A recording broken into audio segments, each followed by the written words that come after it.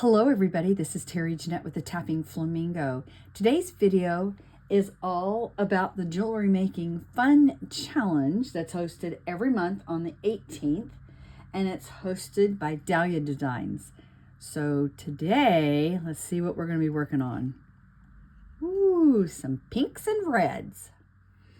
So what we're supposed to do this month is make a bracelet earring set. And it needs to be Valentine's. And the colors that she has given us to work with are either hot pink or hot pink, either dark or hot pink light, raspberry, imperial red, and auburn. And we can choose any variety of those particular colors. And she wants us to use gemstones. So as far as the imperial red, I figured I would use some garnet. And I wanted to use, for the light pink, or I guess she's calling it light hot pink, I wanted to use rose quartz.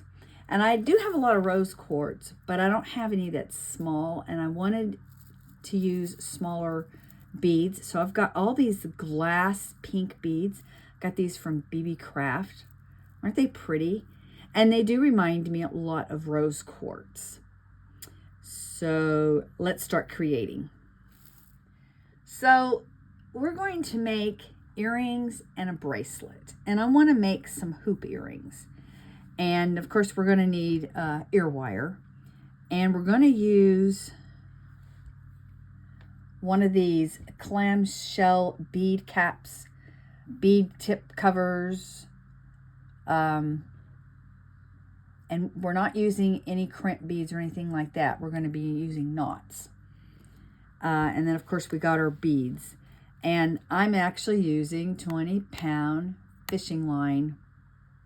Yes, fishing line. And I do have a video about my thoughts on different types of beading wire. And I talk a lot about the monofilament that comes for fishing line versus monofilament that you buy in the jewelry department, which basically is the same thing, except for the one in the jewelry department costs a lot more. And like I said, I have a video of that, and I'll leave a link to that at the end of this video. And I just want to say, a lot of you will poo-poo that, but I have things that I have been wearing for 30 plus years that are still not broken, and they're still very flexible and reliable to wear. All right, off the soapbox and on to creating. So the first thing we're going to do is take your beading wire, and you're going to bead these on here, whatever pattern you want. I'm going to do every other one, and I'm going to start with the pink one first, and then it'll be red, pink, red, pink, red, end with pink. And I'll have 11 beads all together. All right, so I've got them all beaded on there. I started with the pink, ended with the pink, and then I cut it. I left enough wire here where I can tie a knot, and I fed both of those ends into a red bead. Okay, so both of those are coming out of that same bead. And then I just scooched it down to make sure that you didn't see any wire. Okay, but you can see a little bit there. Let's see.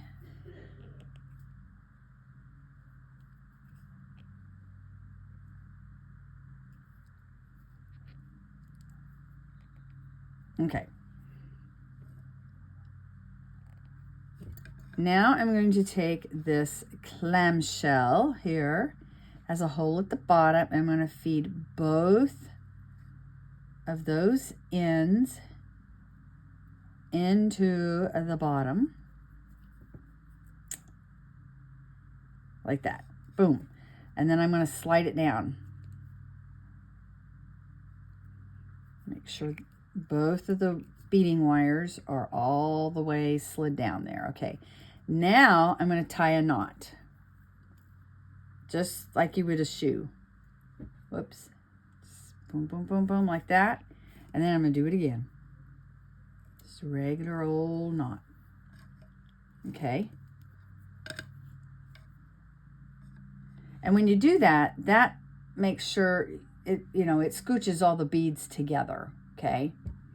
So the next thing we're going to do is we're going to take our pliers and we're going to gently close this up. Now, I have one of these that has a loop at the end. Some of them have a hook. You can use either one, okay? Doesn't matter. Okay, once I have that closed tightly, I'm going to take my wire cutters and I'm going to clip those ends.